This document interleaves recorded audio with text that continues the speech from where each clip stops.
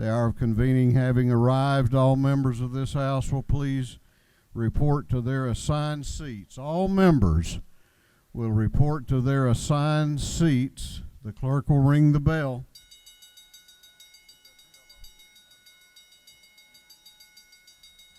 Good morning.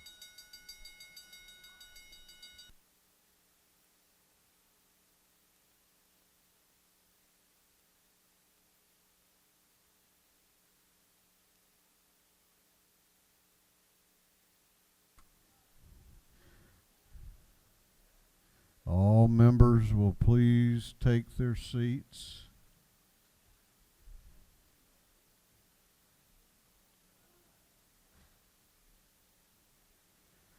We are going to have the morning roll call. All members present will please vote green to signify their presence in the chamber, and the clerk will unlock the machines.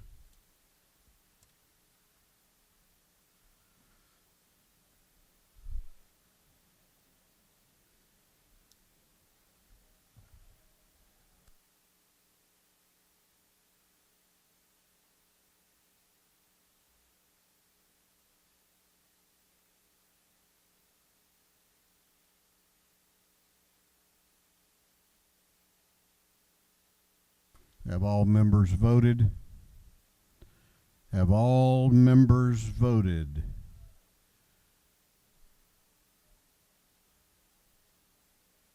If so, the clerk will lock the machines. Doorkeepers will please close the doors and keep them closed. Well, good morning. Came through the ante room a minute ago and I could see blue skies and sunshine after a rainy night in Georgia. Hope everyone's well. Before we begin, I want to remind you that testing for COVID is going on today until 11 a.m. downstairs, as it does every Thursday. If you have not tested, you have about 45 plus minutes, so make your way down there. We will begin our day with scripture reading and prayer by the chaplain, after which we will pledge allegiance to the flag of our country. Our chaplain this morning will be introduced by the gentleman from the 135th House District, the Dean of this House, a friend to all of us, Dean Calvin Smyrie.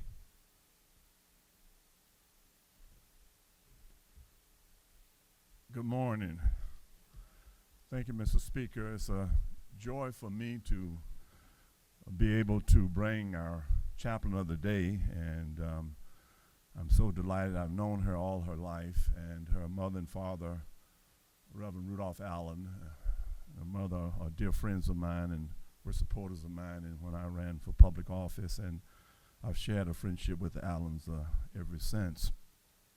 Her church is in Representative Carolyn Hughley's district, so when I was talking about asking someone to come today, since it's Women's History Month, and recently Representative Valerie Allen Thompson was elected to serve on the General Missionary Convention of the state of Georgia as a regional vice president, thus making history in the state of Georgia, so I want to say that. She's the oldest daughter of 7 children and attended the University of Wisconsin, the Muscogee County School System, and Mercer University and International Denominational Theological Center here in Atlanta, Georgia. The founder and only pastor of 25-year-old Revelation Missionary Baptist Church, her father, Reverend Rudolph Allen, Sr., felt the urge to retire in December of 2004, and she has brothers, but her father selected her, and she became pastor at that time, the only female Baptist minister in Columbus, Georgia. She has been an active person in our community. She has been on the board of various community organizations, the Interdenominational Ministerial Alliance, and recently she was a former member of the Columbus City Council.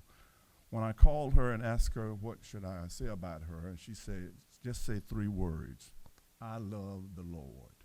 So with that, please welcome Reverend Valerie Allen Thompson, who will give our remarks and our inspirational comments today. Reverend Allen.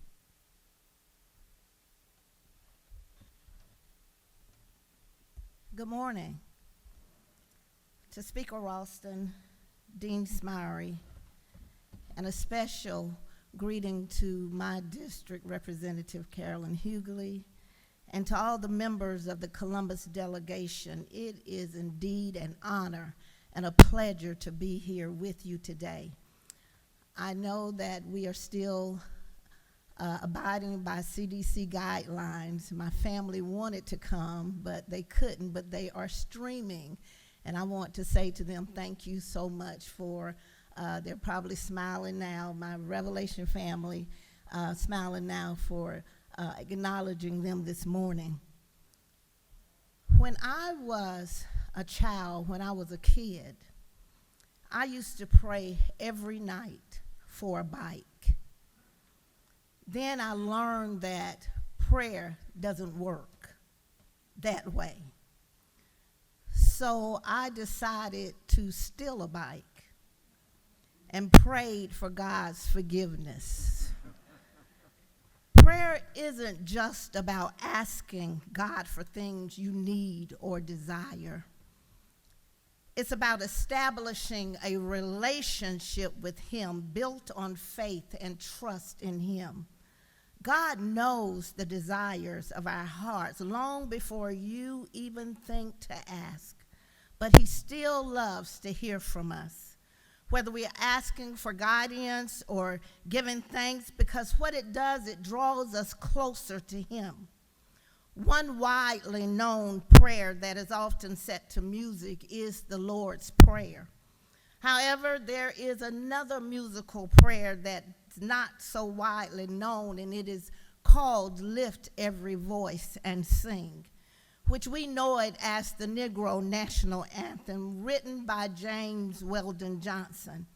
In the 3rd stanza, he addressed his words to God. For this reason, the 3rd stanza constitutes a prayer of petition.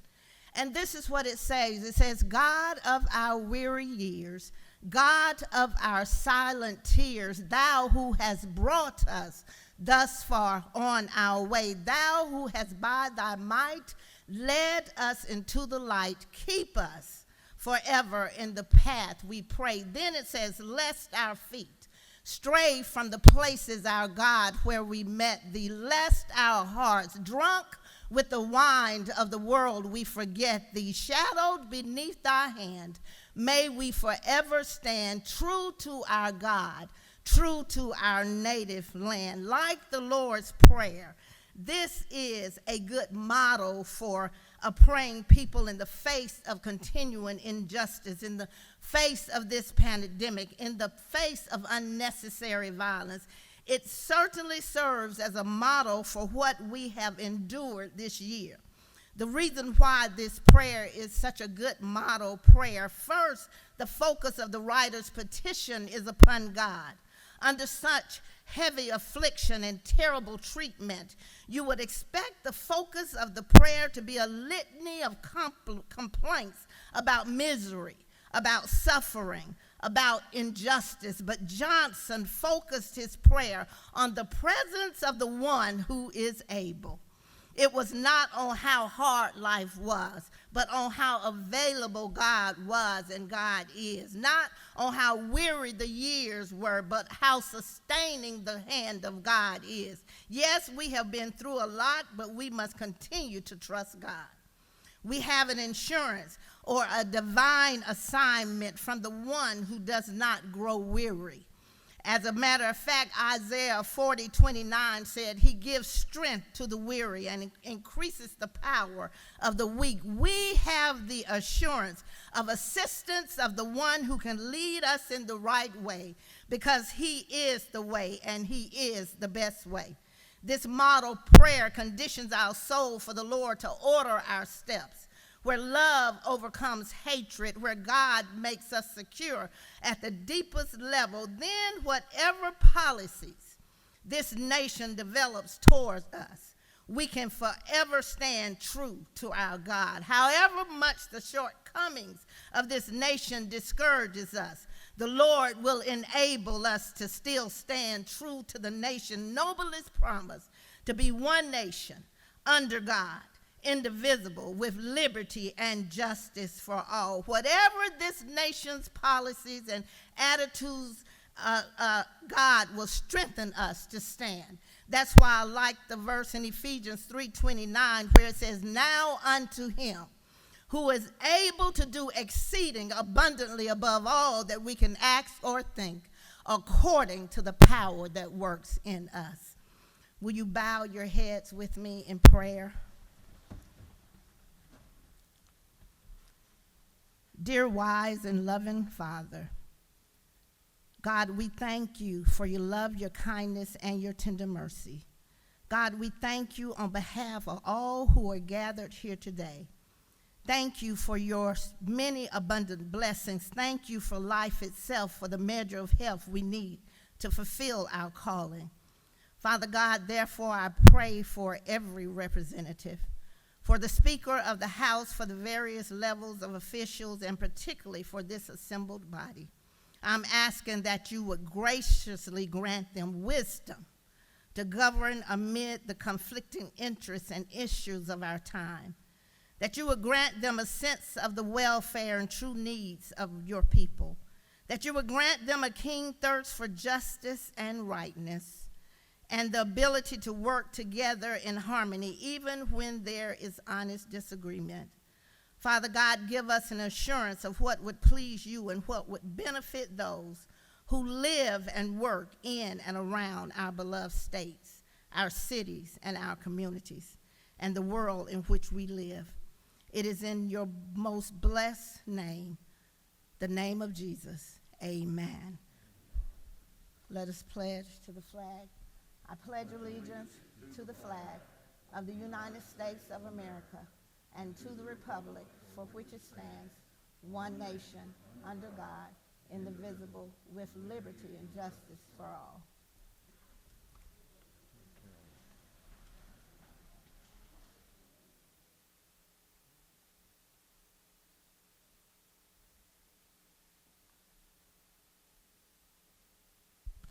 Doorkeepers will unlock the doors.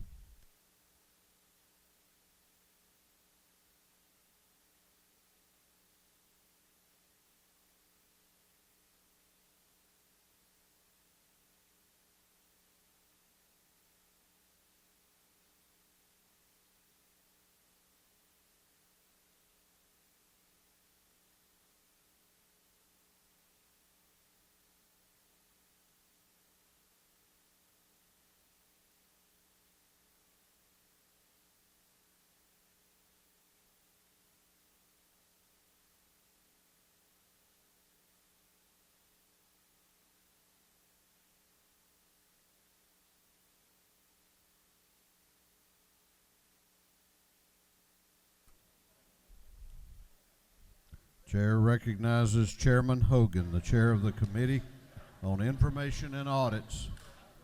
Thank you, Mr. Speaker. Your Committee on Information and Audits has read the journal of the previous legislative day and found it to be correct. And furthermore, Mr. Speaker, Grandma loves the social distancing with friends, but has a problem with her enemy, needs to hug the enemy to know how deep and big to dig the hole in her backyard.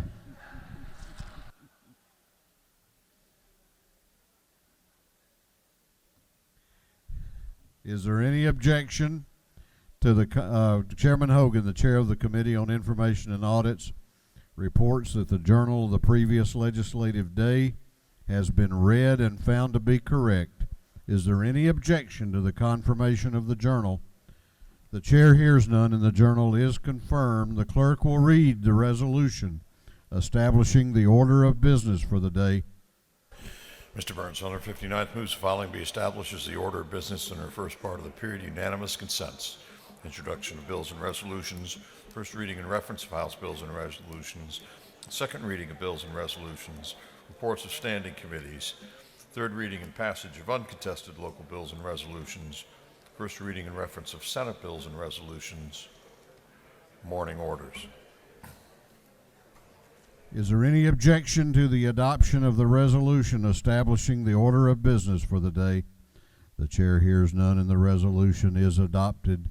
First reading of bills and resolutions. The clerk will read. House Bill 774 by Representative Moore of the 95th, Wilkerson to the 38th, McLaurin to the 51st, Dreyer to the 59th, Walensky the 79th, and others. Bill be titled Act to amend Chapter 2 of Title 21 of the Fiscal of Georgia Annotated relating to elections and primaries generally. Governmental Affairs. House Bill 775 by Representative Bentley of the 139th. Bill be entitled Act to amend and Act change the number of members of the Board of Education of Taylor County. Intergovernmental Coordination. House Bill 776 by Representative Chokas of the 138th, Jaspers of the 11th, Barr of the 103rd, Dollar of the 45th, and Stevens of the 164th. Bill be titled Act to amend Chapter 2 of Title 46 and Article 6 of Chapter 13 of Title 48 of the Official Code of Georgia Annotated relating to Public Service Commission. Ways and Means. House Bill 777 by Representative Wilson of the 80th, Bennett of the 94th, Taylor of the 91st, Kendrick of the 93rd, Davis of the 87th, and others. Bill be entitled Act to amend and Act creating the State Court of DeKalb County. Intergovernmental Coordination. House Resolution 406 by Representative LaHood of the 175th, Petrie of the 166th, Kirby of the 114th, Taylor of the 173rd, Gamble of the 15th. Resolution urging the Georgia Emergency Operations Plan to prioritize a continuum of long-term services and support systems. Public Safety and Homeland Security. Senate Bill 294 by Senator Harrell of the 40th. The bill be entitled An Act to amend an Act creating a new charter for the city of Chamblee. Intergovernmental Coordination. That completes first readers. Second reading of bills and resolutions. The clerk will read. House Bill 761 by Representative Carter of the 92nd, Kendrick of the 93rd, Davis of the 87th, Turner of the 85th, Taylor of the 91st, and others. A bill to amend an act to provide a new charter for the city of Lithonia. House Bill 762 by Representative Maynard of the 56th, Thomas of the 65th, Evans of the 57th, Roberts of the 52nd, Moore of the 95th, and others. A bill to create the Fulton Technology and Energy Enhancement Authority. House Bill 763 by Representative Hill of the 3rd and Tarvin of the 2nd. A bill to amend an act creating the Office of Commissioner of Catoosa County. House Bill 764 by Representative Hill of the 3rd and Tarvin of the 2nd, the bill to authorize the City of Fort Oglethorpe to exercise all redevelopment and other powers under the Redevelopment Powers Law. House Bill 765 by Representative Hill of the 3rd and Tarvin of the 2nd, a bill to create the Catoosa County Public Facilities Authority. House Bill 766 by Representative Hill of the 3rd and Tarvin of the 2nd, a bill to authorize Catoosa County to exercise all redevelopment and other powers under the Redevelopment Powers Law. House Bill 767 by Representative Yerta of the 152nd, a bill to amend an act to authorize the Magistrate Court of Lee County to charge a law library fee. House Bill 768 by Representative Powell of the 32nd, a bill to amend an act to provide a new charter for the city of Royston. House Bill 770 by Representative Ralston of the 7th, a bill to authorize the assessment and collection of a technology fee by the Magistrate Court of Gilmer County. House Bill 771 by Representative Thomas of the 39th, Wilkerson of the 38th, Allen of the 40th, Alnulowicz of the 42nd, Williams of the 37th, and others, a bill to amend an act providing a new charter for the city of Austell. House Bill 772 by Representative Park of the 101st, Clark of the 108th, Kendrick of the 93rd, Marin of the 96th, McLeod of the 105th, and others, a bill to reconstitute and reestablish the Board of Registration and Elections for Gwinnett County. House Bill 773 by Representative Park of the 101st, Clark of the 108th, Kendrick of the 93rd, Marin of the 96th, McLeod of the 105th, and others, a bill to amend an act to provide for a Gwinnett County Board of Registrations and Elections. House Resolution 392 by Representative Singleton of the 71st, Kirby of the 114th, Williamson of the 115th, a resolution honoring the lives of MS Mark Allen and Sergeant Mike Stokely and dedicating a road in their memory. House Resolution 393 by Representative Smith of the 18th and Kelly of the 16th, resolution honoring the life of Mr. Bradley Scott Brad Vines, dedicating a road in his memory. Through second readers. Reports of standing committees. The clerk will read.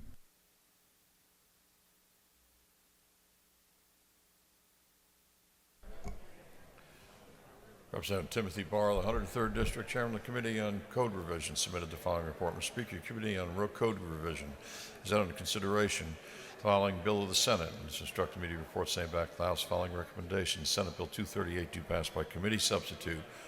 Respectfully submitted, Representative Timothy Barr, the 103rd District Chairman. Representative Jan Tigers of the 160th District, Chairman of the Committee on Intergovernmental Coordination and Locals, submitted the following report. Mr. Speaker, the Committee on Intergovernmental Coordination and Locals had in consideration the following bills of the House and the Senate and has instructed me to report the same back to the House with the following recommendations. House Bill 739 do pass by substitute. House Bill 740 do pass. House Bill 753 do pass. House Bill 754 do pass. House Bill 755 do pass. House Bill 756 do pass. House Bill 757 do pass. House Bill 759 do pass. House Bill 769 do pass. Senate Bill 280 do pass. Senate Bill 282 do pass. Senate Bill 283 do pass. House Bill 732 do pass. Respectfully submitted, Jan Tankersley, the 160th District, Chairman. Representative Chuck Upstration of the 104th District, Chairman of the Committee on Judiciary, submitted the following report. Mr. Speaker, the Committee on Judiciary has had in consideration the following bills of the Senate. It has instructed me to report the same back to the House with the following recommendations. Senate Bill 33 do pass. Senate Bill 86 do pass by committee substitute. Senate Bill 200 do pass by committee substitute. Senate Bill 218 do pass. Senate Bill 234 do pass. Senate Resolution 134 do pass. Respectfully submitted, Chuck Upstration of the 104th District, Chairman. Representative James Burchett of the 176th District, Chairman of the Committee on Judiciary Non-Civil, submitted the following report. Mr. Speaker, your Committee on Judiciary Non-Civils had in consideration the following bill of the Senate. Has instructed me to report the same back to the House following recommendation. Senate Bill 105 do pass. Respectfully submitted, James Burchett of the 176th District, Chairman. Representative Rick Jaspers of the 11th District, Chairman of the Committee on Transportation, submitted the following report. Mr. Speaker, your Committee on Transportation has had in consideration the following resolutions of the Senate and has instructed me to report same back to the House with the following recommendations. Senate Resolution 84 do pass by committee substitute. Senate Resolution 102 do pass. Respectfully submitted, Rick Jaspers of the 11th District, Chairman. That completes the reading of the reports of standing committees.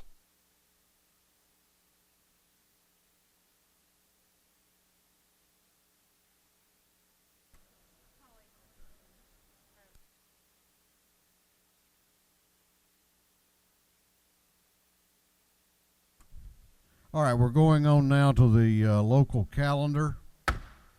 Going on to the local calendar. Third reading and passage of uncontested local bills. What purpose does Representative Meeks rise? Mr. Speaker, I've moved that House Bill 755 and 756 be delayed to the next legislative day.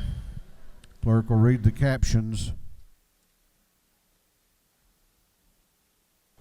House Bill 755 by Representative Meeks, the 178th, Pierce County. House Bill 755 abolishes the Pierce County Board of Elections and Registration.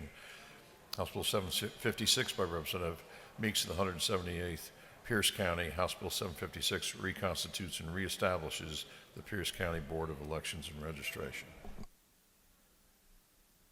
On the gentleman's motion that House Bill 755 and House Bill 756 be postponed to the next legislative day, is there any objection?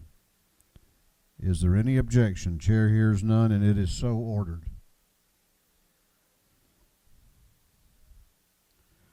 Okay, now on to the local calendar minus those two bills. One bill on the local calendar relates to homestead exemption and requires a recorded 2/3 roll call vote for passage. If there is no objection, we will vote on the local calendar as a whole with a recorded vote.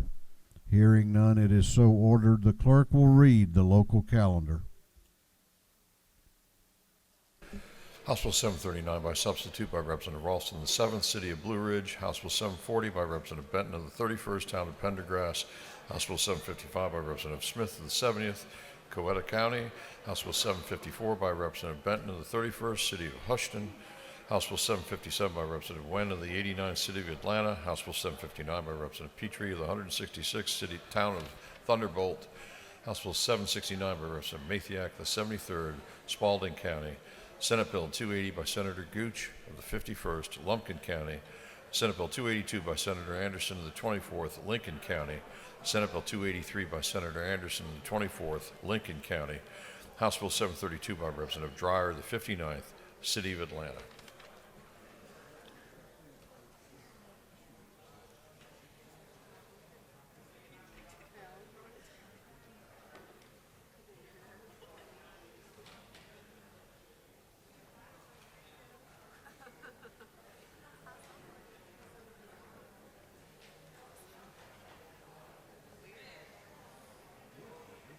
count them present.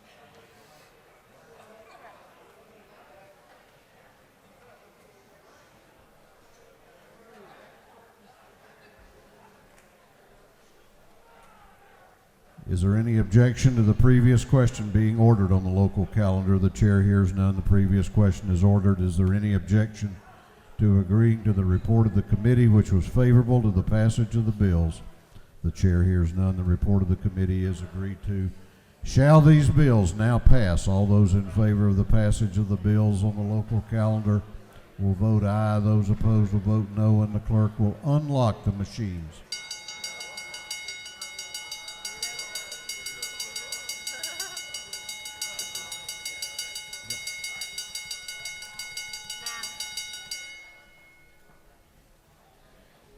Have all members voted?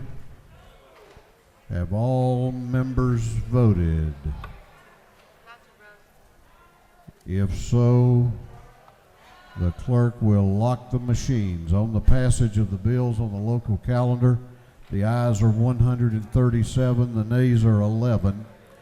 These bills, having received the requisite constitutional majority, are therefore passed.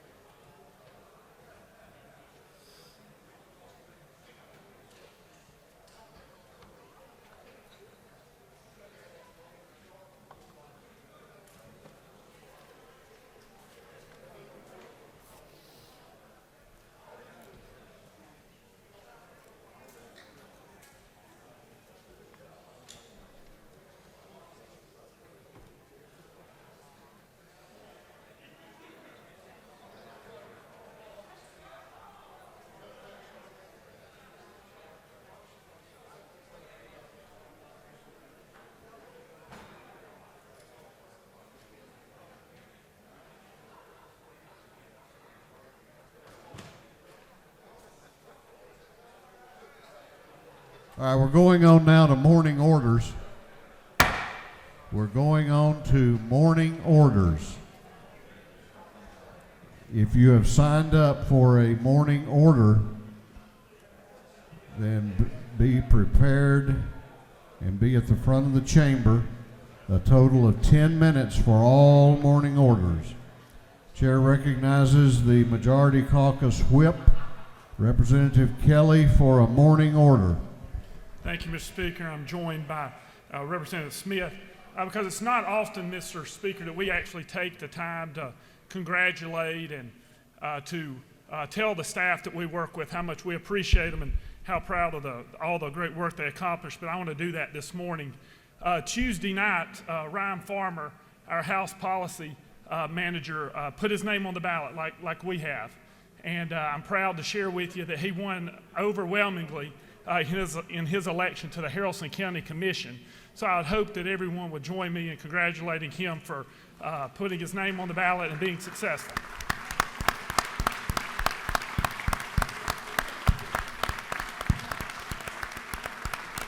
Thank you, Mr. Speaker. I'm receiving troubling reports from that county, though, that there could have been some election fraud and the election could have been stolen. I mean, is any merit to that? I'll say, Mr. Speaker, I think the results speak for themselves, and he got, the only disappointing thing is he only got 91.7% of the vote instead of 92.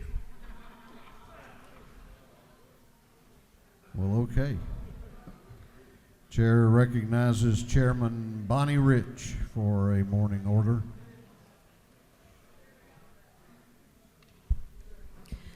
Thank you, Mr. Speaker. In recognition of Women's History Month, I come before you today to honor Alice Harrell Strickland, Georgia's first woman mayor, and she was mayor of my very own Duluth. In 1915, Alice became a widow, leaving her with 2 of their 7 children still at home. She didn't have a college education or a career, but she didn't let that stop her from serving her community. Her interests ranged from healthcare to conservation. But her very biggest challenge came in 1921 when, at the age of 62, she ran for mayor of Duluth. Women had gained the right to vote only 1 year earlier, and she, a country girl from Duluth, actually came down here, came to the Capitol, actually, and lobbied for the right to vote. Alice was determined to clean up her town, which had become riddled with drunken brawls and knifings. She campaigned on the side of law and order in an openly hostile political climate. Imagine that. And she won the election by being, quote, considerate to petty offenders, but severe with those who willingly and flagrantly disregarded the rights of others. Alice cleaned up Duluth. Alice Strickland is a role model for women of all ages, backgrounds, and education, demonstrating that neither social status nor age can stand in the way of a woman of fierce determination and courage. Thank you, Mr. Speaker. I yield the well. Chair recognizes Chairman Lynn Smith for a morning order. Thank you, Mr. Speaker and members of the House. On March the 15th, Governor Kemp's office sent out an email announcing the 84 appointments to Georgia Regional Water Planning District. Looking to see if the map shows up. This announcement probably slipped by most of you because water issues are not on our radar. Believe me, they will be when there is a drought or a lawsuit from our neighboring states.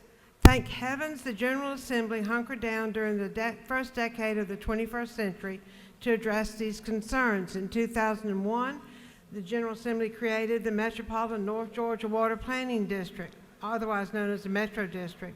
In 2008, the General Assembly created its efforts in this area, creating regional plans for the rest of the state. You can see the map up there now, and you can see the water basins, and then you can kind of pick out your area. If you'll take a moment to relate to where your district is and what is showing up there, I'm going to tell you now why that's so important. The Council's decisions determine the preferred water management practices for each regional water resource needs. I encourage you, when you are back home in your district, to take the time to learn about your regional water planning districts. This is not, again, on our radar, but when it is, it's one of the most overwhelming issues we have to deal with. So during this quiet time, please take the time to meet and learn about your Regional Water Council. Paraphrasing our founding father, Benjamin Franklin, we learn the worth of water when our well goes dry. Thank you, Mr. Speaker. I yield the well. Chair recognizes Representative Benton, Chairman England, Chairman Dickey, and Representative Gaines for a morning order.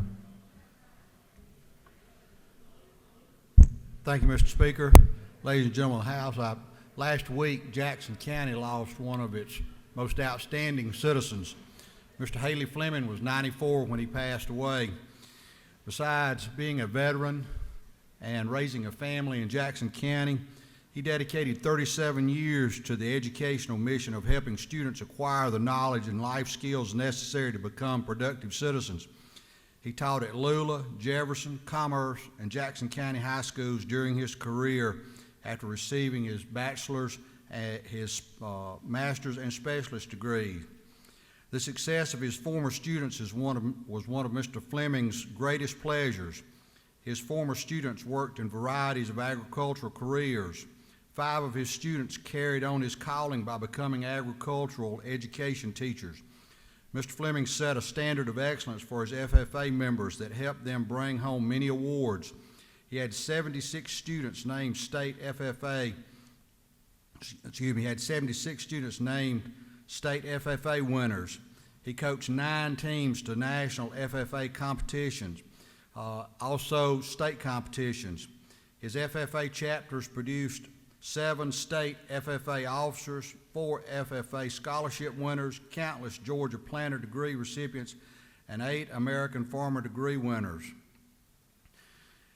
Jackson County felt so close to Mr. Fleming and thought so much of him, we have endowed a Haley Fleming Agricultural Scholarship. Jackson County will truly miss him. He was truly an outstanding citizen. Thank you, Mr. Speaker. I'll yield the well. Chair recognizes Representative Carter for a morning order.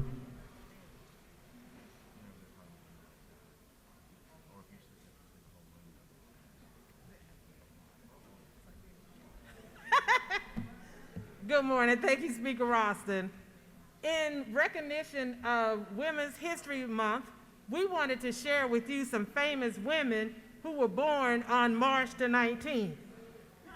You know Ruth Pointer from the Pointer Sisters, Moms Mabley from the Chitlin Circuit, Viola Davis from the Georgia General Assembly, hails from Texas, State Representative Donna McLeod, who hails from the, Jamaica, who serves in the Georgia General Assembly, and of course, yours truly, Doreen Carter, hails from the city of Atlanta, and we believe that we were destined to be here. The stars were aligned, and we believe that everyone born during this season of Pisces are awesome and powerful people. And Speaker Ralston, we include you too. He was born on March the 14th. Go ahead, baby. And again, big up, it's Pisces season. To all the Pisces in the house, let's party! Thank you. Speaker Ralston, we yield the word. Chair recognizes Representative Byrd for a morning order.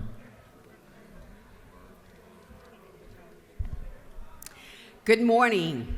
As we continue to celebrate Women's History Month and their achievements, I want to share Mamie Georges Williams' life, a politician from Georgia and served on the Republican National Committee.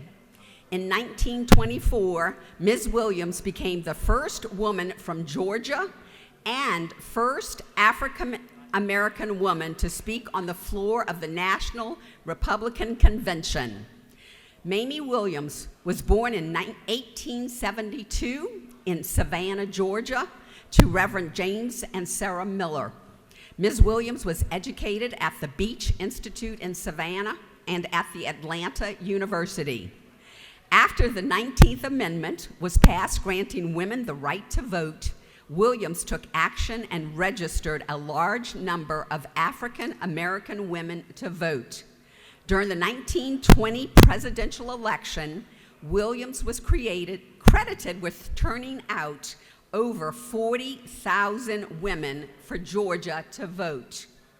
After her passing in 1951, the editor of the Savannah Times eulogized Williams by writing, "Mamie Williams was indeed a tireless fighter. She was a leader in the state, regional, and national women's clubs, fought for a Republican delegation representative of both black and white citizens of Georgia, and scored first visits." The red light, remember? Oh, my time's over. All right. She did a great job for women. Thank you, Mr. Speaker. I'll yield the well. Time for morning orders has expired for today. We're going on now to the rules calendar. Going on to the rules calendar. Clerk will read the caption to Senate Bill 143. Senate Bill 143 by Senator Tippins, the 37th, Dugan, the 30th, Gooch, the 51st, Miller, the 49th, Kennedy, the 18th. Be entitled an act to amend Part 3 of Article 8 of Chapter 14 of Title 44 of the Fiscal of Georgia Annexated relating to mechanics and material men, so as to conform a reference within the statutory form regarding waiver of lien and labor or material bond rights. This bill having referred to the Committee on Judiciary, that committee recommends that this bill do pass. Chair recognizes Chairman Todd Jones to present the bill. Thank you, Mr. Speaker. Colleagues, Senate Bill 143 is a simple but very important bill to the construction industry. Last year, the Senate and the House passed this language unanimously. We realized that we made one mistake. You will see that on line 72, and both Judiciary Committees passed it through this year unanimously. And so I ask for your favorable consideration, and I yield the well.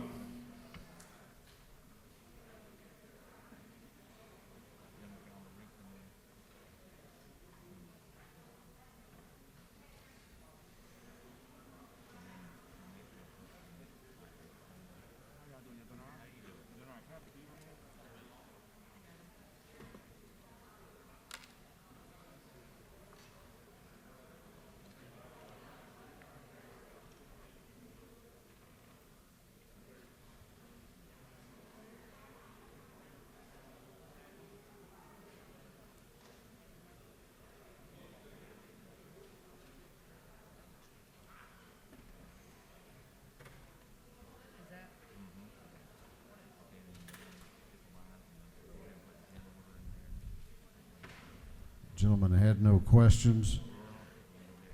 Is there any objection? I'm sorry, there is a, what purpose does Chairman Setzler rise? Parliamentary inquiry, Mr. State your Speaker. inquiry. I'd just like to ask the gentleman, isn't it true there may be some questions about the details of this bill? Would the gentleman answer, what does this bill do? Well, I think that's the sort of parliamentary inquiry you need to go see him about. Is there any objection to the previous question being ordered? The chair hears none.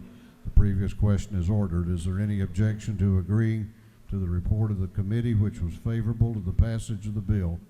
The chair hears none. The report of the committee is agreed to. Shall this bill now pass?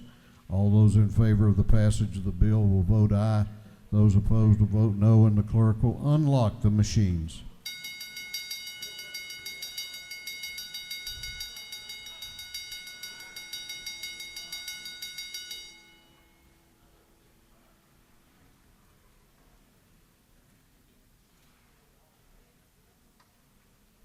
Have all members voted? Have all members voted?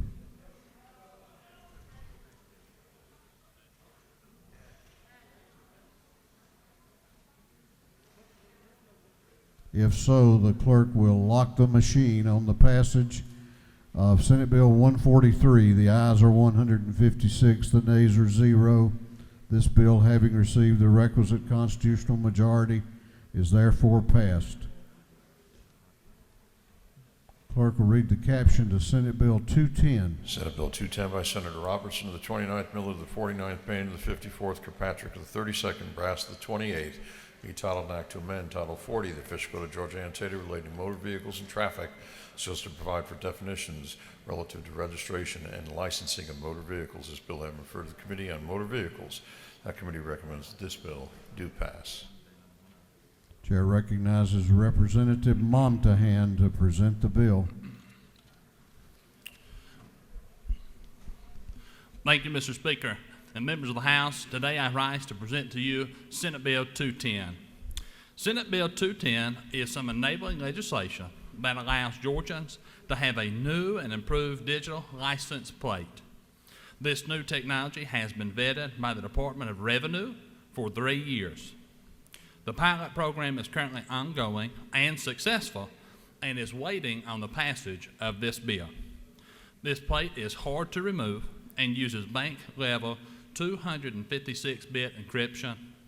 This bill is nearly identical to a bill this House passed out with a vote of 160 to 7. Thank you, Mr. Speaker, and thank you, members, for your favorable consideration. Mr. Speaker, I yield for questions if there are any. You do not have any questions. Thank you, Mr. Speaker. Is there any objection to the previous question being ordered? The chair hears none. The previous question is ordered. Is there any objection to agreeing to the report of the committee, which was favorable to the passage of the bill? The chair hears none. The report of the committee is agreed to. Shall this bill now pass? All those in favor of the passage of the bill will vote aye. Those opposed will vote no, and the clerk will unlock the machine.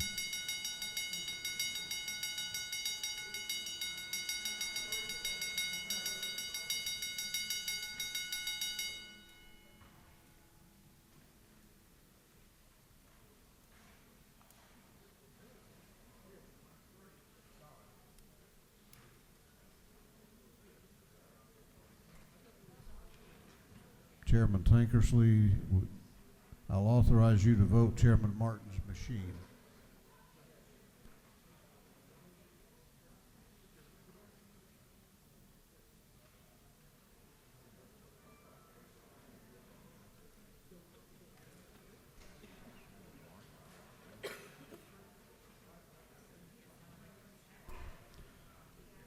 Have all members voted? Have all members voted? If so, the clerk will lock the machine on the passage of Senate Bill 210. The ayes are 113, the nays are 47. This bill, having received the requisite constitutional majority, is therefore passed. Clerk will read the caption to Senate Bill 169. Senate Bill 169 by Senator Walker of the 20th, Strickland of the 17th, Butler of the 55th, Miller of the 49th, Parent of the 42nd, and others, be titled an act to amend Article 1 of Chapter 10 and Title 13 of the Official Code of Georgia Annotated relating to general provisions regarding contracts for public works. This bill having referred to the Committee on Judiciary, the committee recommends that this bill do pass. Chair recognizes Representative Gunter to present the bill. Thank you, Mr. Speaker. Ladies and gentlemen, Senate Bill 169 is an extension of Governor Kemp's executive orders and permanently codifies the acceptance of electronic signatures and corporate seals for surety bonds. Before the pandemic, surety bonds required a raised seal and handwritten signatures to be completed. Through Governor Kemp's executive order, the acceptance of electronic signatures and corporate seals has allowed for quicker transactions, sped up the process for all the parties involved, and modernized the way we do business in Georgia. If you're curious as to what a surety bond is, it's a three-party contract that where the surety guarantees the performance of the second party and guarantees it to a third party. So I'll take any questions.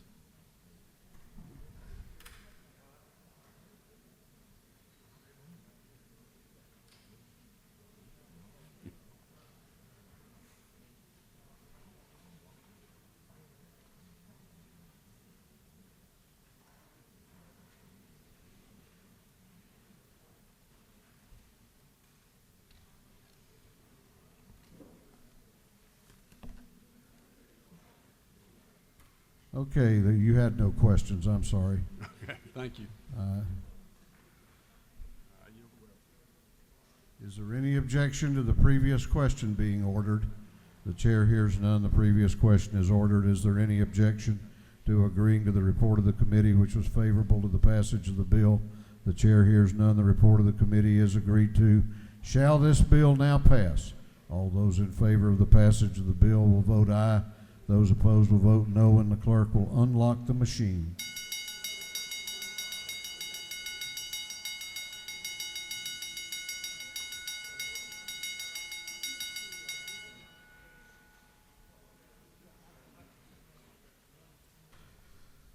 Have all members voted? Have all members voted? If so, the clerk will lock the machine on the passage of Senate Bill 169. The ayes are 162, the nays are 0. This bill, having received the requisite constitutional majority, is therefore passed. Clerk will read the caption to Senate Bill 34. Senate Bill 34 by Senator Dixon, the 45th, Hatcher the 50th, Mullis the 53rd, Miller the 49th, Jackson the 2nd, and others, be titled an act to amend Chapter 12 of Title 19, the Official Code of Georgia Annotated relating the name change, so as to provide that victims of human trafficking may petition for a name change under seal. This bill having referred to the Committee on Judiciary, that committee recommends that this bill do pass.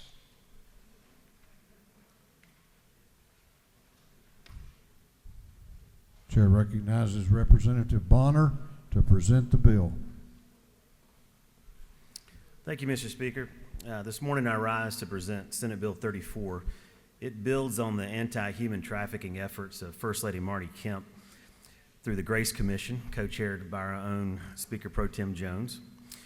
This bill is a continuation of the efforts of Chairwoman Mandy Ballinger and so many of others here in the chamber to this effort. SB 34 allows victims of human trafficking who are petitioning for a name change to do so without that petition being made public. We currently allow those that are victims of family violence to do the same. It's a simple bill, and with that, Mr. Speaker, I'll be happy to stand for any questions. You have a question if you care to yield. I'll yield. Chair recognizes Representative Cannon to your left for a question. Thank you. Do you yield? I do. So to make this just a little bit more clear, does this mean that now there is not an ad that will be run in the local legal organ for that person's name change and protects their security and privacy? That's correct. If there are no other questions, Mr. Speaker, There are I'll no yield the other will. questions. Thank you. Is there any objection to the previous question being ordered? The chair hears none. The previous question is ordered. Is there any objection to agreeing to the report of the committee which was favorable to the passage of the bill? The chair hears none. The report of the committee is agreed to. Shall this bill now pass? All those in favor of the passage of the bill will vote aye. Those opposed will vote no, and the clerk will unlock the machines.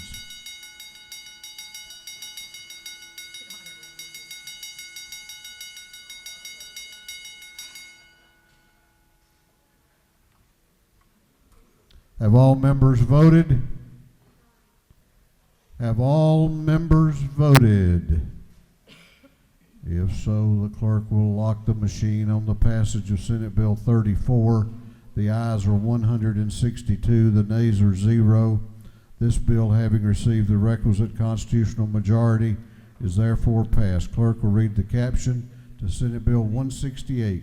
Senate Bill 168 by Senator Walker, the 20th, Strickland, the 17th, Butler, the 55th, Miller, the 49th, Parenter, the 42nd, and others, be titled Act to amend Part 1 of Article 7, Chapter 2, Title 14 of the Official Code of Georgia Annotated relating to meetings, so as to provide that corporations may hold annual shareholders meetings and special shareholders meetings by means of remote communication. This bill having referred to the Committee on Banks and Banking, that committee recommends that this bill do pass.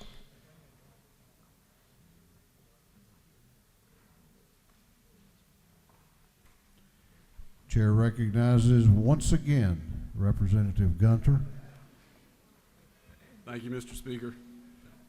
Ladies and gentlemen, Senate Bill 168 is the same bill that we passed out of here, which was House Bill 306. It has a couple of changes, though, that I think are very good changes.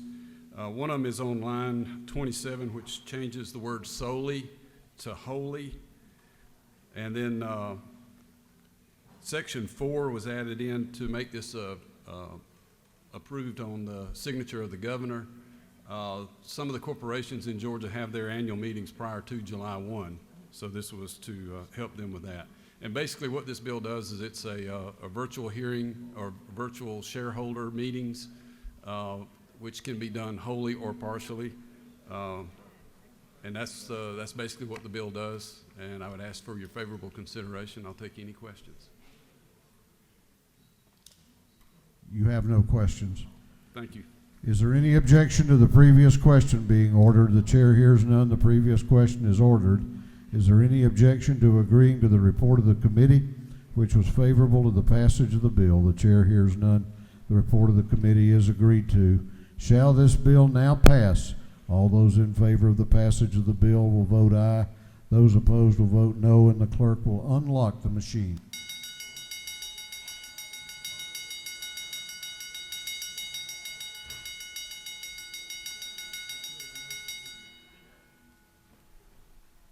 Have all members voted? Have all members voted? If so, the clerk will lock the machines on the passage of Senate Bill 168. The ayes are 161, the nays are 0.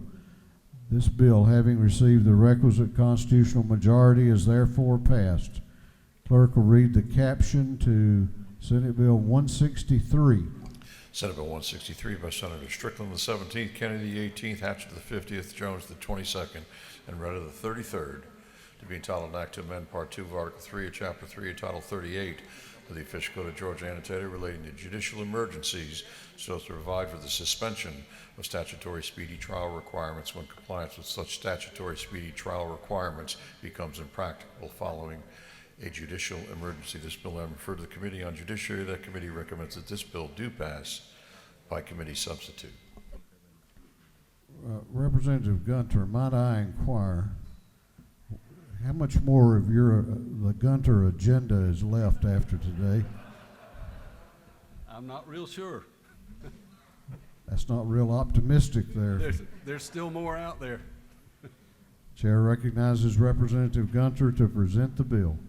Thank you, Mr. Speaker. All right, ladies and gentlemen, we heard from Chief Justice Melton on Tuesday about the backlog that has accumulated in our superior and state courts due to the suspension of jury trials during the pandemic. He spoke about this bill specifically. Senate Bill 163 is legislation amending our code 38.3.161 and 38.3.162 to authorize the continued tolling of statutory speedy trial requirements following a judicial emergency. This bill does not impact constitutional speedy trial. That's still there, and you can find that on lines 134 to 135. The passage of this bill is both urgent and time-sensitive. The court supports this legislation because they foresee a systematic crisis on the horizon if they can't continue to toll these deadlines. This tolling would occur at the local level, not statewide, to provide a targeted approach. Current authority for a judicial emergency is 90 days, an initial 30 days, and plus 2 30-day extensions beyond that. Without this legislation, once the governor's declaration and the corresponding judicial emergency is lifted, if a defendant makes a proper speedy trial demand under 17-7-170 or 17-7-171 and is not tried within the applicable time frame, he or she shall be absolutely discharged and acquitted.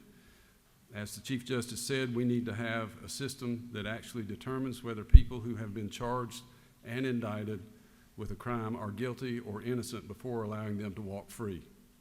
Despite the efforts of judges to keep their jail populations down, there is still a large number of inmates in jail waiting for their cases to be heard. That means far more cases awaiting trials, which will have to proceed much more slowly because of the safety precautions and physical distancing.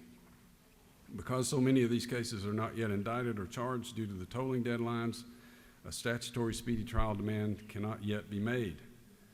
The bill has a sunset of June 30th, 2023. It is targeted to help the courts get through this large backlog. And with that, Mr. Speaker, I'll open for any questions. Do you yield for questions? Yes, sir. Chair recognizes the chairman of the Judiciary Committee, Chairman F. Stration, to your left for a question. Does the gentleman yield? I yield. Sir, isn't it true that this legislation is the top priority of the judiciary right now, as referenced by Chief Justice Melton in the State of the Judiciary speech this week and requested of the General Assembly by the Judicial Council? That is correct. All right, important bill. Thank you. Thank you. Do you further yield? I do. Chair recognizes Representative Jasmine Clark to your left up in the gallery for a question. Thank you, Mr. Speaker. Does the gentleman yield? I yield. So what happens to the defendants or the people who are requesting a speedy trial? How long might they be sitting in jail waiting for a trial under this bill? The way it works is that the chief judge of the Superior Court of that county can ask for a suspension of the speedy trial statutes. The longest period, and that's based on the longest term of court in the state of Georgia, is 8 months. So it could be up to an 8-month period. Does the gentleman further yield? I do. Is there any consideration for during this possible 8 months that a person who has not been convicted of anything, for them to be released from incarceration while they await their speedy trial? Or is it possible that people would be incarcerated for the entire 8 months prior to being convicted of anything? It's possible both ways. Thank you. And that's because of the discretion of the judge in allowing a bond or not. Thank you. Do you further yield? I'll take one more.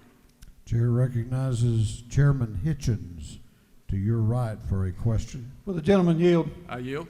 Is it not true that our subcommittee on appropriations put extra money in there this year to bring senior court judges back to deal with this problem? That is true, yes, sir. Thank you. I yield the well. Gentleman has yielded the well. Is there any objection to the previous question being ordered? The chair hears none. The previous question is ordered. Is there any objection to adopting the committee substitute? The chair hears none. The committee substitute is adopted. Is there any objection to agreeing to the report of the committee, which was favorable to the passage of the bill? The chair hears none. The report of the committee is agreed to. Shall this bill now pass? All those in favor of the passage of the bill will vote aye. Those opposed will vote no, and the clerk will unlock the machines. What purpose does Representative Walensky rise? Parliamentary inquiry. State your inquiry. Is it not true that many have been sitting over this whole year not getting to go forward with their trials? And one of the most important things that this bill is recognized that the highest priority for these judges to recognize who's been sitting the longest? I'm sure the gentleman knows that about which he speaks. What purpose does Representative Reeves rise? Parliamentary inquiry. State your inquiry. Mr. Speaker, is it not true that over the last year, prosecutors, defense attorneys, and judges have worked together in an unprecedented way to attempt to get as many people that are currently incarcerated awaiting trial a bond situation that they can make? I'm sure the gentleman knows that to be true. Have all members voted? Have all members voted? If so, the clerk will lock the machine on the passage of Senate Bill 163. The ayes are 157. The nays are 6. This bill, having received the requisite constitutional majority, is therefore passed. Clerk will read the caption to Senate Bill 221. Senate Bill 221 by Senator Mullis, the 53rd, Miller, the 49th, Dugan, the 30th, Gucci, the 51st, Kennedy, the 18th, and others. To be entitled an act to amend Chapter 5 of Title 21 of the Fiscal Code of Georgia annotated relating to ethics in government so as to provide for a definition, to provide for leadership committees, and to provide for chairpersons. This bill having referred to the Committee on Judiciary, that committee recommends that this bill do pass. Chair recognizes the Minority Caucus Whip, Representative Kelly, to present the bill.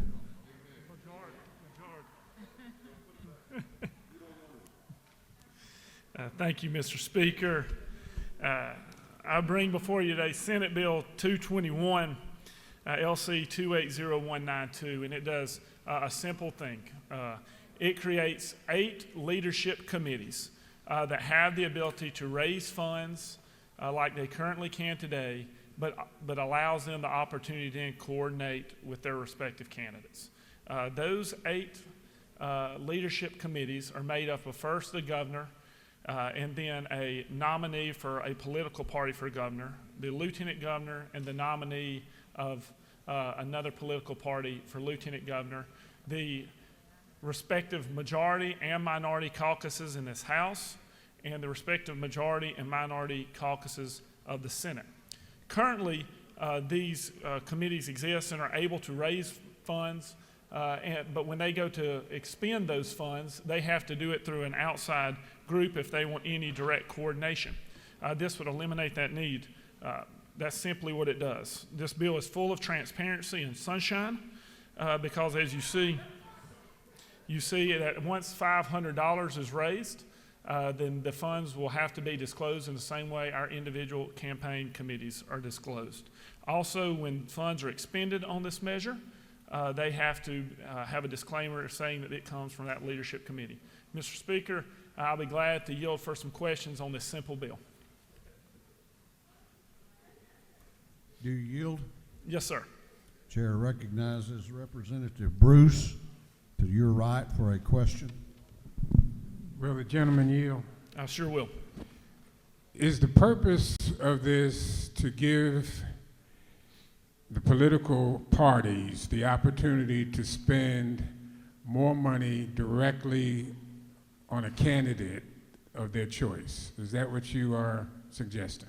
No, the political parties as an organization already have this ability. What this does is seek to give our individual caucuses the ability to function like the parties do today. It will allow us for the funds that we raise to be directly spent without having to go through the party. And it is very clear that both sides of the political aisle get treated the same in this bill. Will the gentleman further yield? Sure. So the intent is to have an unlimited amount of money to be able to be spent by the caucus on the candidates of their choice. Is that correct? Currently, that can be done now. It has to flow through the political party to coordinate. So that's the only thing that this changes is a coordination. But I appreciate that question. Do you further yield? I will. Chair recognizes the Minority Caucus Whip, Representative Wilkerson, to your left for a question. Thank you, Mr. Speaker. Does the gentleman yield? I'll be glad to. I appreciate you bringing this bill forward to help everyone in this chamber. I look forward to your yes vote. Well, let me continue. You mentioned that it's going to be similar to what we do as a candidate. So does that mean there's going to be a prohibition on raising money during session? Currently, as you know, our caucuses have different organizations that are not bound by that restriction. Only thing that changes in regards to our caucus activities is the ability to coordinate with our candidates. But the disclosure requirements for these will be exactly like we are individually. Okay. Does the gentleman further? You have 2 more questions, and I'll be done. I'll be glad to. Thank you, sir. I'm looking at ethics.ga.gov, and I'll tell you, would this not expand the gap between, because I know that some caucuses have trusts and some do not. Some raise money during session, some do not. So is there any concern that this will just amplify what happens? Or would you make a commitment that every time a check is in the hallway that we would have a bipartisan nature and make sure that someone from both parties goes out and talks to lobbies to get that check from them? I can't spend other people's money. This isn't Washington, the belief that they do up there. So I can't guarantee you that, but everybody will have the opportunity to. Okay, so you have no concerns over money being spent during session while we're voting on legislation? I think both caucuses, just like they do today, will still continue to have the opportunity to decide whether they raise those funds. We have the ability to do that today. This doesn't change that. The minority caucus can raise funds during session. The majority caucus can raise funds during session. I think both caucuses make very conscious decisions of how they handle that. I know at least we do. I hope y'all do as well. Do you further yield? I'll take one more, Mr. Speaker. Chair recognizes the Majority Leader of the House, Leader Burns, to your right for a question. Gentleman yield. I will. Mr. Whip, is it not true, as I read the bill and per your statements, that this bill impacts both parties equally? You're exactly right, Mr. Leader. That was a core piece of this, is making sure that we weren't tilting the balance in favor of any political party. We wanted this to be something that would be bipartisan in nature in terms of how the parties were affected, and hopefully, as a result, we'll have some bipartisan support. Yield for another question? I'll yield for another.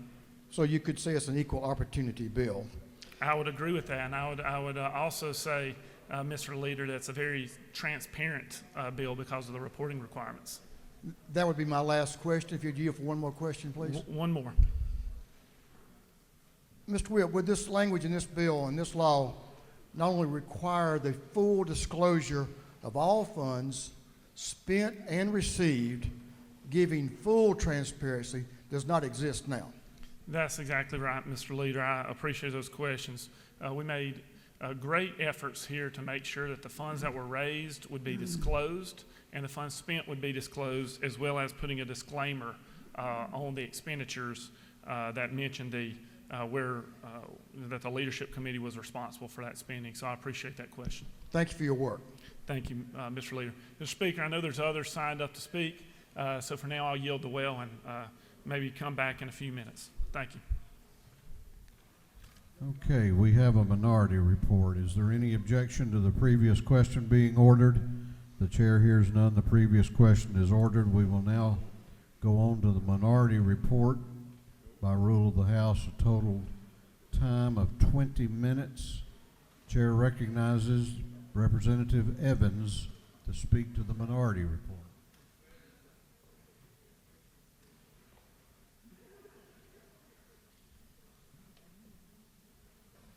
Thank you, Mr. Speaker. Ladies and gentlemen of the House, I rise in opposition to Senate Bill 221.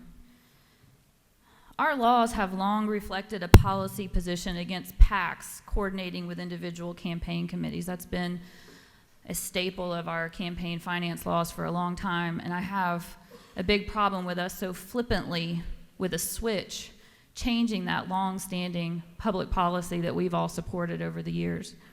But I have a very practical reason for talking to you today about why I would suggest that you vote against this bill. Now, I'm a proud Democrat.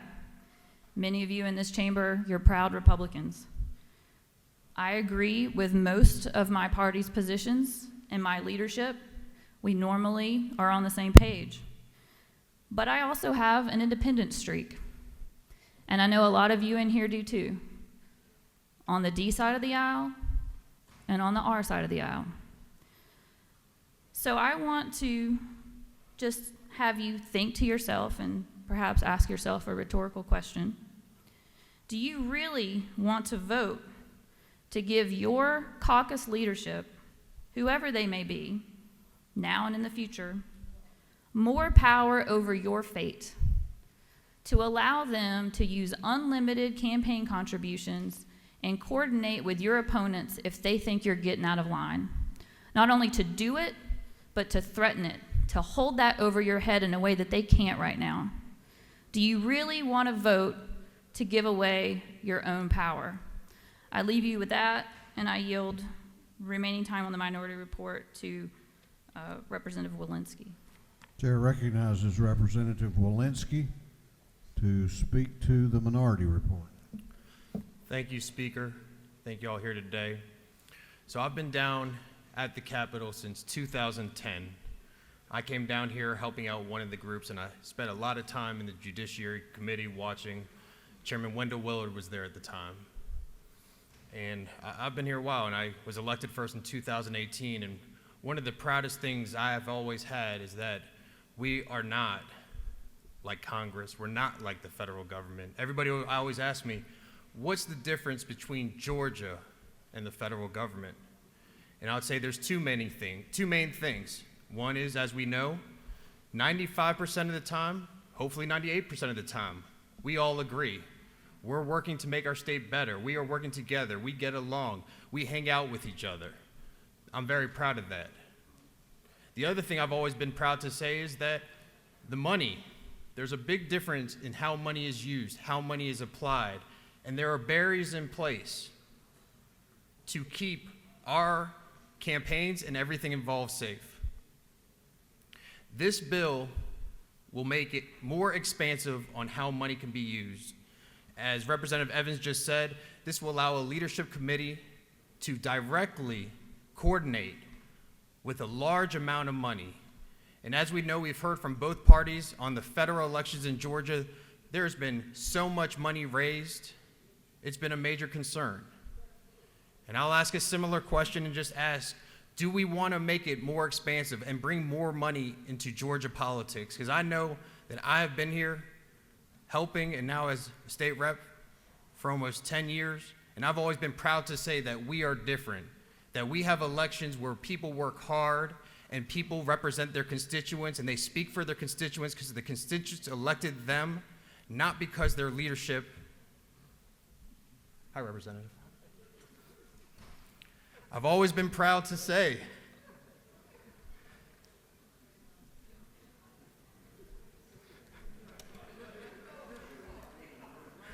I've always never seen that in 10 years. I've always been proud to say that the money is different here, that there are barriers in place so our constituents elect us, not that a leadership team or others appointed who was elected. And when I go back to my constituents, I'll be able to say that I stood up and made sure money is still being used in Georgia, and I asked for a no vote, and I relinquish the rest of my time to Representative Wilson. Thank you, Speaker. Chair recognizes Representative Wilson for the balance of the minority report. Thank you, Mr. Speaker, and I appreciate my colleagues. Why are we here? As we get later and later in session, I'm sure it's a question on a lot of our minds. Why are we here? And I would venture that for almost all of us, the answer would be public service, to serve the public. But who is the public? Who is your public? The only purpose that this bill serves is to funnel more money into our politics. That's all it does. And fundamentally, I believe, and I think most of you believe, we need fewer ways to get money into politics, not more. This bill should be called the Gold Dome Swamp Bill, because that's what it does.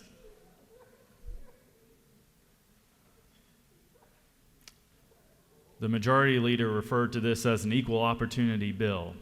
And he's right, it is an equal opportunity bill, an equal opportunity at corruption, an equal opportunity at tilting the scales.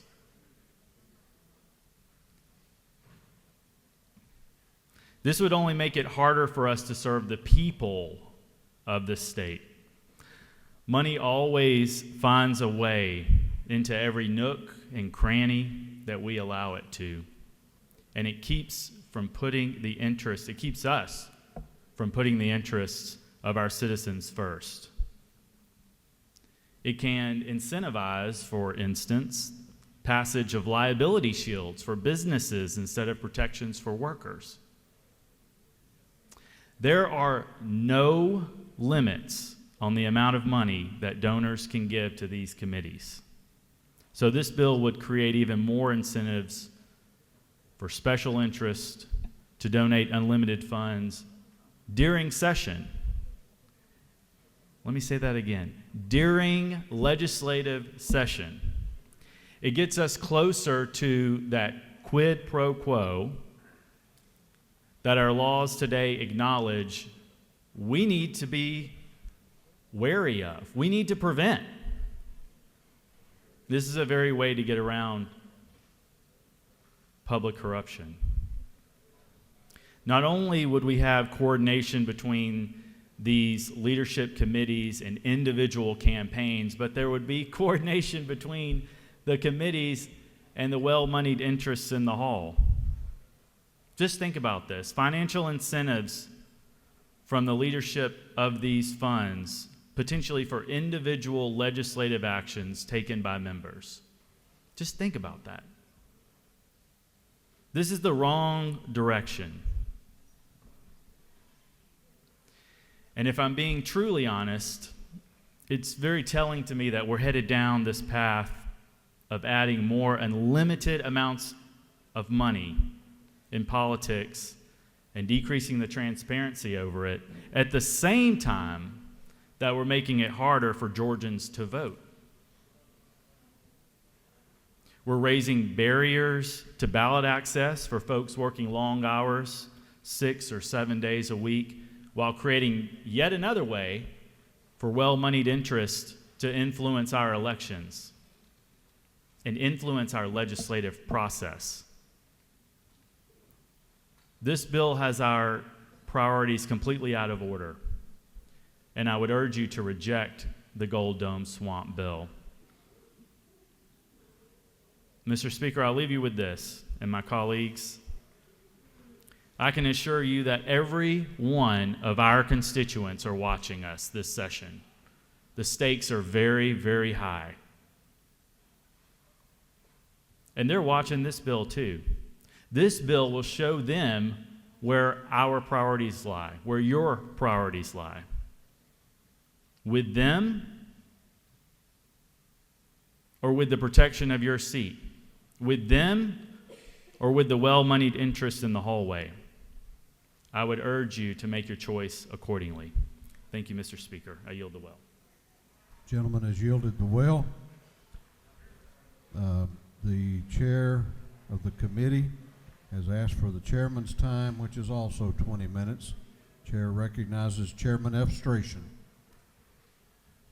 Thank you, Mr. Speaker. I'll yield the chairman's time to the Majority Whip, Representative Kelly. Majority Whip Kelly is recognized. Thank you, Mr. Speaker. I'm going to be brief here because we heard a lot of talk about what the bill doesn't do. I'm just going to, again, be very clear here.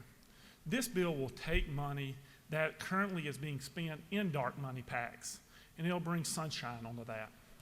It will make clear the donors that are coming from New York and California, that has to be shown now. What we're looking for here, Mr. Speaker, is just an effort for transparency and the ability to coordinate for our caucuses. But no one's being forced to do this. And so I would ask my colleagues on the other side of the aisle, if you don't want to support it today, I hope that you'll make the decision to be principled in your opposition and just not establish one, because this isn't mandatory. This is selective. And so if you're going to be as critical today, I hope you'll be as mindful when you have the opportunity to do that. And Mr. Speaker, I'll yield the well. Gentleman has yielded the well.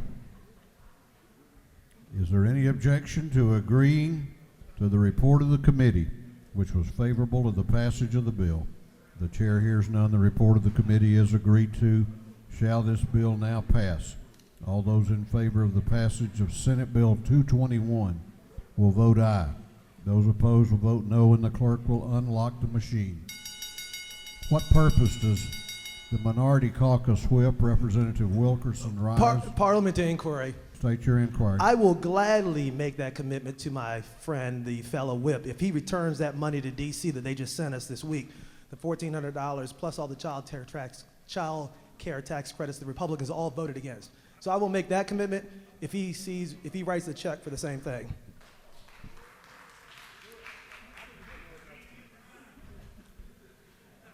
What purpose does Chairman Houston rise? Parliamentary inquiry. State your inquiry. But can we change do tax cuts now?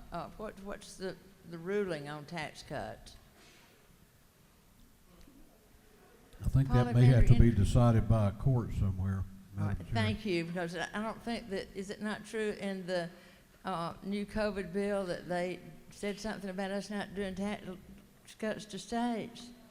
Thank you. What purpose does Chairman Burchett rise? Parliamentary inquiry. State your inquiry. Isn't it true, Mr. Speaker, that currently there are no prohibitions whatsoever for any PAC in the state of Georgia to raise money at any time or at any amount? I believe that is correct.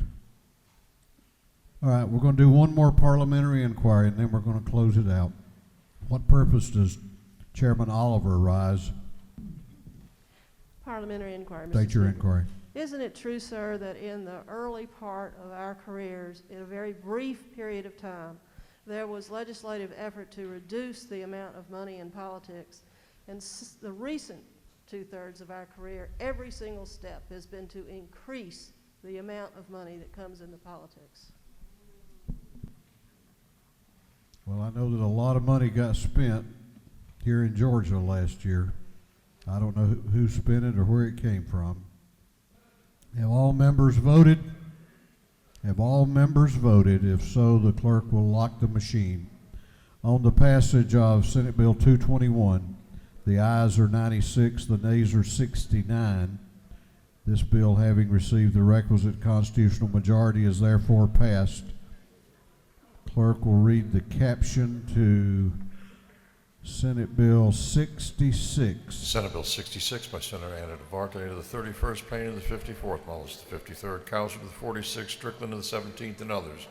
Be entitled an act to amend Title 20 and Title 4080 of the Fiscal Code of Georgia and Tennessee relating to education and revenue and taxation respectively, so as to authorize a nonprofit corporation incorporated by the Georgia Foundation for Public Education to receive private donations. This bill having referred to the Committee on Education, that committee recommends that this bill do pass. Chair recognizes Representative Gamble to present the bill. Well, thank you, Mr. Speaker. Colleagues, I rise today to present to you Senate Bill 66. And basically what this bill does is it merges two existing foundations. Senate Bill 66 merges the Georgia Foundation for Public Education and the Innovation Fund Foundation. The Georgia Foundation for Public Education was created in 2010, and a 501c3 arm was attached in 2019. It has a mission to support our public schools in a broad way by raising philanthropic money. The Innovation Fund Foundation was created in 2013 as a 501c3 to raise money and award grants to schools and partners for innovative programs.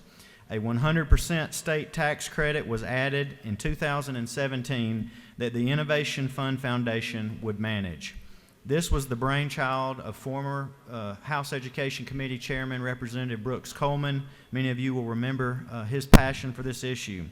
So in summary, all this bill does is merge these two foundations, supported by both foundations and the Department of Education, so that they can maximize their ability to support our public schools. With that, Mr. Speaker, I ask for this body's favorable consideration. I'm happy to yield for any questions. Do you yield for one question? Yes, sir. Chair recognizes the Chairman of the Education Committee, Chairman Dubnik, to your left for a question. Thank you, Mr. Speaker. Does the gentleman yield? I do. Representative, is it not true that this simply combines two nonprofits into one to allow for greater efficiency and effectiveness? You are correct. That's what this bill will accomplish. And just to confirm, isn't it true that this does not impact the tax credit? This does not impact the limit that can be used to support public education, nor does this in any way limit the grants that could go to innovation? That is correct. Everything will be the same as far as the fundamentals of both of these foundations. They will just exist together, and it will allow them to have better synergy to raise money for our public schools. I appreciate your question. With that, Mr. Speaker, I yield the will. Is there any objection to the previous question being ordered? The chair hears none. The previous question is ordered. Is there any objection to agreeing to the report of the committee, which was favorable to the passage of the bill? The chair hears none. The report of the committee is agreed to. Shall this bill now pass? All those in favor of the passage of the bill will vote aye. Those opposed will vote no, and the clerk will unlock the machines.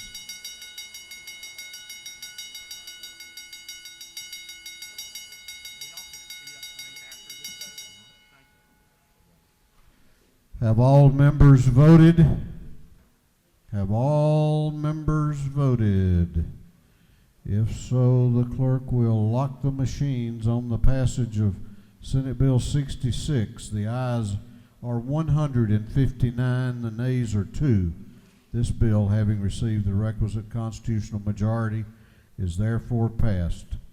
Clerk will read the caption to Senate Bill 148. Senate Bill 148 by Senator Huff, Taylor the 52nd, Miller the 49th, Butler the 55th, Dugan the 30th, Parent of the 42nd, and others, to be entitled an act to amend Title 28 of the Official Code of Georgia Annotated relating the General Assembly so as to create the 2021 Special Council on Tax Reform and Fairness for Georgians and Special Joint Committee on Georgia Revenue Structure. This bill having referred to the Committee on Budget and Fiscal Affairs Oversight, that committee recommends that this bill do pass by committee substitute. Chair recognizes Chairman Hawkins to present the bill. Thank you, Mr. Speaker. I bring to you Senate Bill 148 today.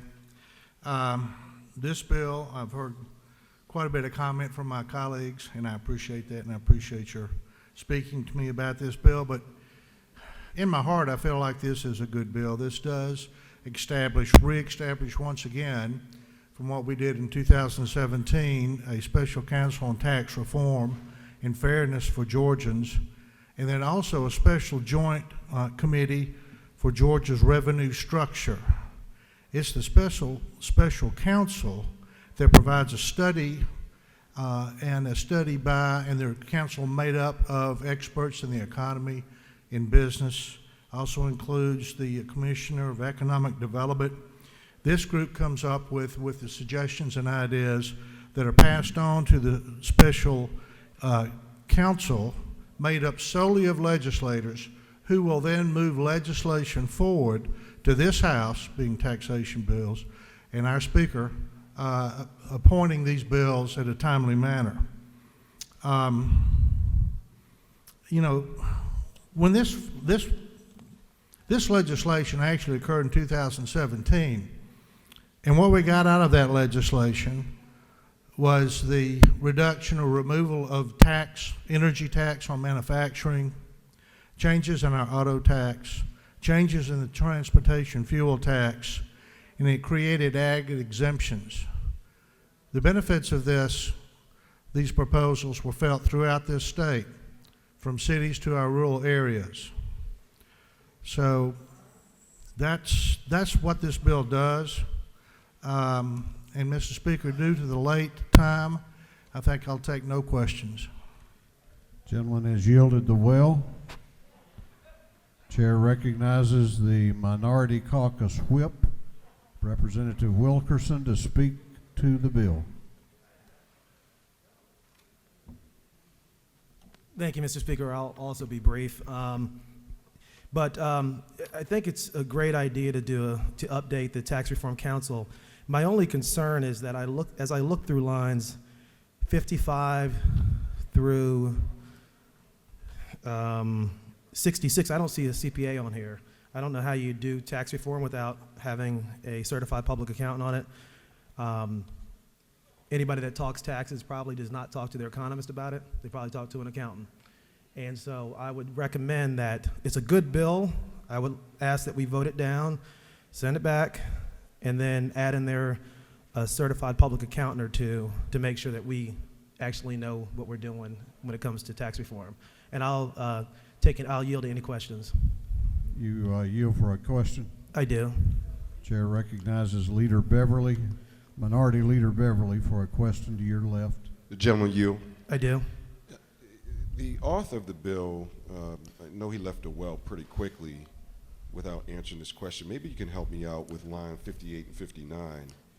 What is a nonpartisan fiscal expert?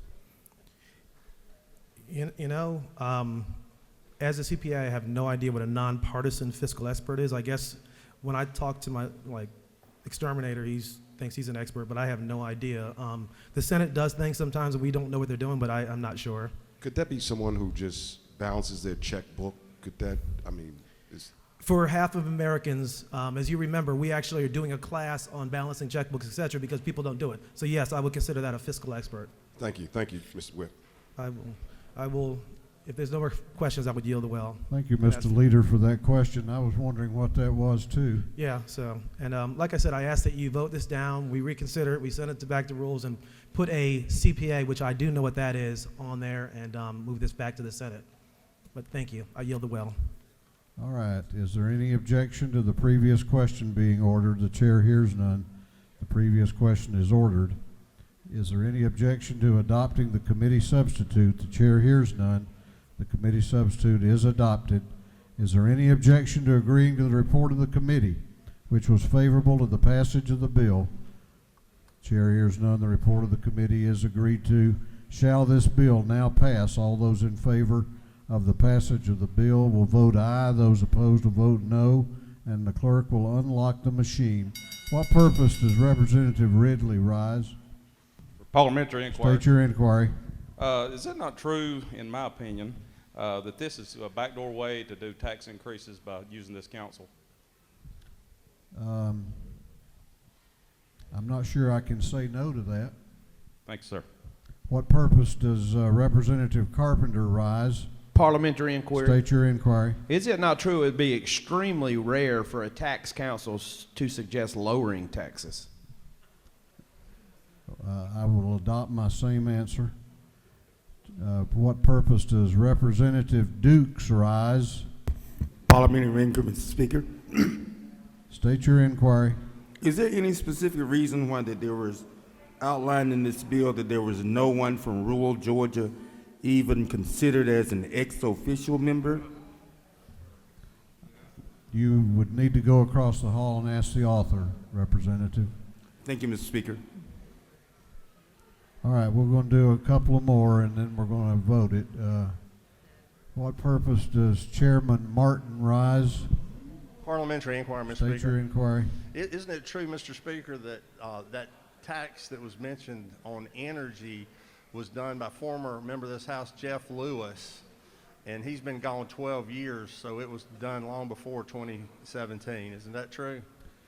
Actually, I think that was done in the bill that we did the last tax thing, 2013 or so, by Governor Deal. Yeah, yes, sir. The only reason I mention that, isn't it true, Mr. Speaker? The reason I mention that is didn't want anybody to think that that commission necessarily brought back a tax decrease. That they did not bring one back.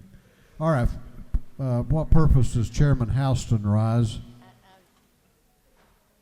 She waves. All right. Have all members voted? Have all members voted? If so, the clerk will lock the machine on the passage of Senate Bill 148. The ayes are 20. The nays are 139. This bill, having failed to receive the requisite constitutional majority, is therefore failed. Okay. The clerk will read the caption to a group of privileged resolutions. Honoring the life and memory of Emery West Donahue Sr. Honoring the life and memory of Reverend Bryant Warnell Raines. Honoring the life and memory of Don Stevens. Honoring the life and memory of Dinah Catherine Culberth Wayne. Honoring the 135th anniversary of Ebenezer Baptist Church, commending and congratulating Prema Seraphin upon the grand occasion of her 90th birthday. Commending and congratulating James Richardson Sr., recognizing March 11th, 2021 as the 10-year anniversary of the devastating earthquake in Great East of Japan. Congratulating and commending Foster Brady Farms. Recognizing and commending Consuelo Peak for her outstanding work as a speaker, advocate, and businesswoman. Congratulating the Camden County High School wrestling team. Commending the Carrollton High School debate team on their state championship win. And recognizing and commending Montlick and Associates, and for other purposes. That completes the reading of the privilege resolutions. Is there any objection to adopting the privilege resolutions? The chair hears none, and the resolutions are adopted.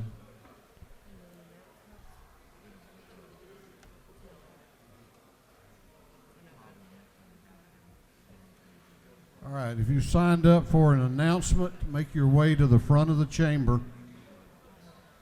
And while we're doing that, we've got several birthdays coming up.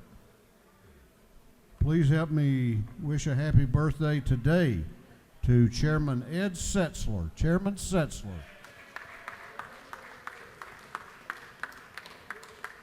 And on Friday, wish a happy birthday to Representative Doreen Carter. To Representative Donna McLeod. And Representative Viola Davis.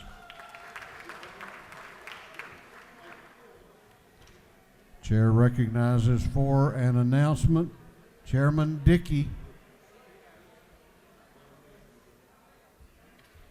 Thank you, Mr. Speaker. I know many of you are going to be here early Monday morning for some committees.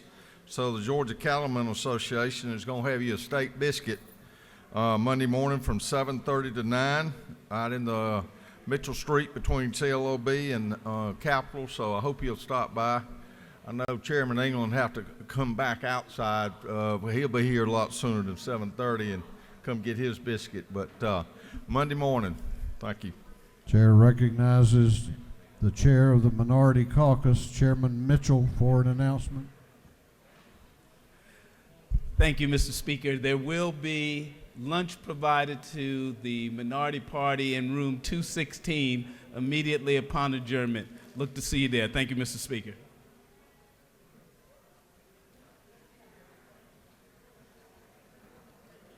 Chair recognizes Chairman Mathiak for an announcement. Thank you, Mr. Speaker. State Planning and Community Affairs will have a short meeting today at 3:30, 606 CLOB. Thank you. Chair recognizes Chairman Ballinger for an announcement. Thank you, Mr. Speaker. We have a Juvenile Justice Committee meeting. We'll be meeting today at 1 in room 403. There's also a Zoom option for those of you who prefer that. But look forward to seeing you at 1 in room 403. Thank you.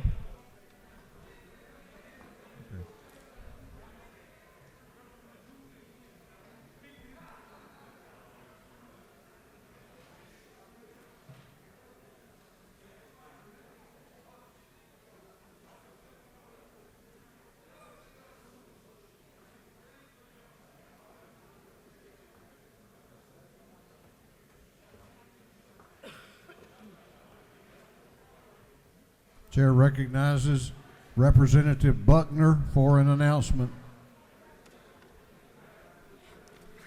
Thank you, Mr. Speaker. Working families will be meeting today. Your lunches will be in room 310 of CLOB, and we'll, of course, have our meeting by Zoom. Thank you. Chair recognizes Representative Holland for an announcement. Thank you, Mr. Speaker. The City of Atlanta delegation will meet tomorrow, Friday at noon via Zoom. Thank you. Chair recognizes Chairman Dollar for an announcement. Thank you, Speaker. The House Creative Arts and Entertainment Committee will meet today, 2 o'clock over in 506.